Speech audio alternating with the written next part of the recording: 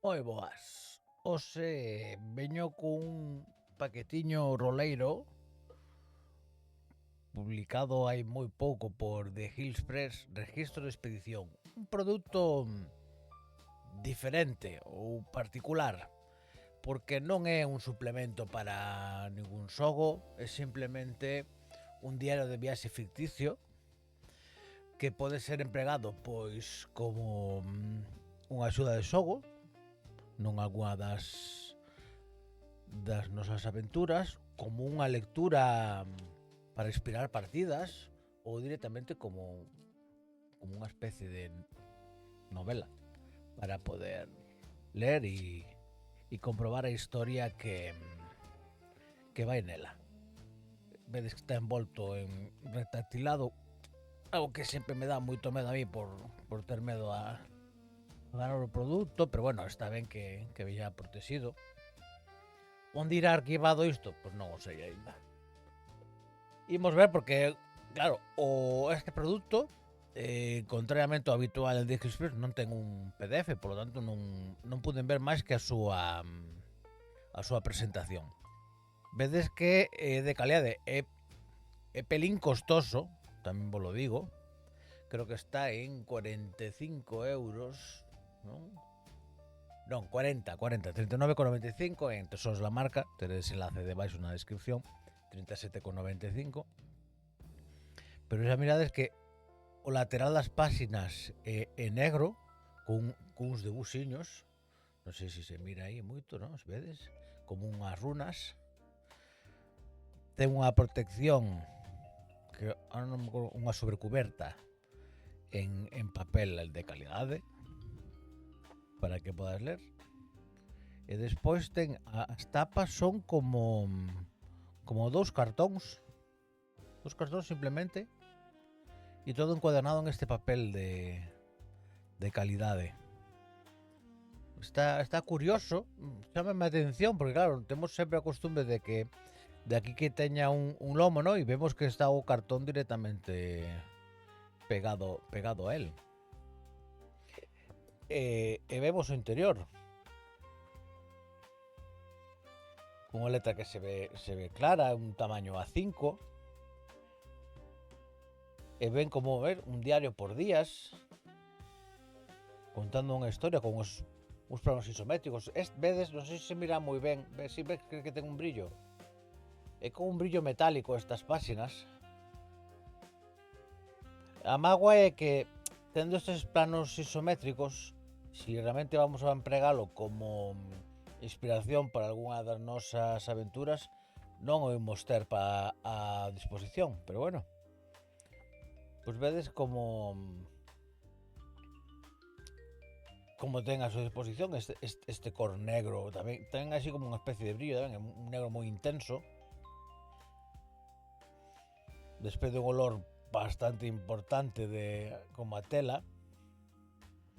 Entón é un produto curioso de ver. Non vedes que as páxinas non están numeradas, porque realmente a numeración é o propio día en que sucede cada cousa. E non vos podo decir exactamente cantas páxinas ten, porque non podo numerar, nin teño un PDF, o sea que é verdade que ao final, si imos empregar isto, escanealo non ten demasiada dificultade, ¿no? Pero bueno, haberá que lelo. Bueno, esta é a única parte que non é blanco e negro, e ali acaba. É un produto, es que non podo sacalo máis alá de definilo como curioso, porque é un todo e non é nada. Sirve como inspiración, igual que te pode servir unha némela cualquera, ou sirve como unha lectura, simplemente. E claro, pois o mellor por casi 40 euros ter este produto pois non é tan apetecible. Pero a verdade é que o traballo, o cariño que está feito, a propia letra, simulando un pouco así, unha letra que poda similar a unha letra manuscrita, pero ao mesmo tempo que quede clara, para poder leela. Os debuxos son clariños, son moi así como en tintas. Me recorda moito a como se chama? Bueno, hombre, pues me saldrá. A los de grapas y mapas. A Menica. Non sei se, claro, se ven por aquí. Un registro de conocimiento y los intereses veraces, en mayor parte, que experimenté durante mi viaje a través de caminos peculiares en busca de la mítica biblioteca perdida, por Niklas Winstead. Pero ni siquiera ten os créditos da produción, ben? Aquí hai algo, pero non o podo... Aquí non sei se mirades, non os ten pero os ten. Non os podedes ver, pero aquí nunha letra invisible, non sei, aí vedes a brillo aí.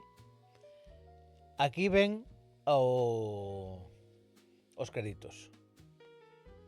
Arte y construcción del mundo de Nicholas Birch. Non sei se teño por aquí unha chuleta anotado. Nicholas Winstead. Vamos, esto seguro que hai alguna forma de poderlo dunha forma máis clara, pero a verdade é curioso, claro, este detalle de facelos invisible. Aquí está o logo de Digital Express. Todos los derechos reservados. Costa ler o ISBN aquí tamén. Corrección e traducción. Ui, eso nunca son capaz de lelo. O ter que facer así con un lapiciño, no, el rollo truco. Son curiosidades que, bueno, pues a nivel de producción tendrán o seu coste. Tamén é un detalle curioso e é como eu o calificaría máis como un produto de colección. Telo e poder disfrutalo e quizás sacarle partido. Eu creo que se pode sacar partido a nivel de que hai unha historia, unha intrahistoria, e a partir de aí montalo. Pero non cho está dando feito. Terás que inspirarte ti nelo para poder xogalo. En todo caso, se vos interesa, deixo vos o enlace a Tesoros de la Marca. Como sabedes, de Express non vende físico na súa web, e como non ten un PDF, pois tampouco está o produto para poder mercar, así que se vos gusta, xa sabedes onde atopalo, a un prezo máis económico do estándar, porque sempre sabes que Tesoros de la Marca ten por defecto aplicado un desconto do 5%, 37,95 en lugar de 39,95. E nada máis, como sempre vos digo, vémonos nas mesas ou se non nas pantallas. Un saúdo.